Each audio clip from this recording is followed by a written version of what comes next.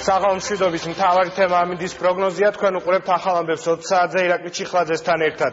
ზღვაზე ისევ შტორმია მოსაოდნელი მაღალმთიან რაიონებში ღვარცოფი და მეწყერი. მომდევნო 2 დღის პროგნოზის საგანგებო შტაბის შეკრების მიზეზი გახდა სინოპტიკოსები სტიქიის ზონად კვლავ აჭარას, გურიას და სამეგრელოს ასახელებენ. დასავლეთ საქართველოს მთელ სანაპირო ზოლზე მოსაოდნელია ძლიერი ქადი და უხვინალექი. მდინარეებში წყლის დონე სახიფათოდ მოიმატებს. სახელმწიფო უსაფრთხოებისა და კრიზისების მართვის საბჭო მუშაობის საგანგებო რეჟიმზე გადავიდა. რამდენიმე წუთის წინ დასრულდა დასავლეთ საქართველოში შექმნილი სპეციალური შტაბის სხდომა. სტიქიასთან საბრძოლველად მობილიზებულია ყველა შესაბამისი უწყება. გადაუდებელი დახმარებისთვის 24 საათიან რეჟიმში მუშაობს ცხელი ხაზი.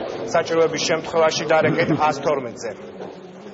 საფრთხეები არის რამდენიმე მიმართულებით, ერთი უხინალექის მიმართულებით, მეორე არის ასე სკოლის მიმართულებით, სანაპირო ზოლში, აქედან გამომდინარე შეიქმნა მობილიზებულია ყველა გუბერნია, ყველა გამგეობა, ყველა ის სამსახური, რომელიც შეიძლება ჩართული იყოს მსგავსი ტიპის ღონისძიებების განხორციელებაში და მოსახლეობას მინდა მოუწოდეს უშიშროებისკენ. იქნება ყველა ეს პრევენციული ღონისძიებები გატარებული, რათა მაქსიმალურად ავიცილოთ სტიქია და ზარალი თავიდან.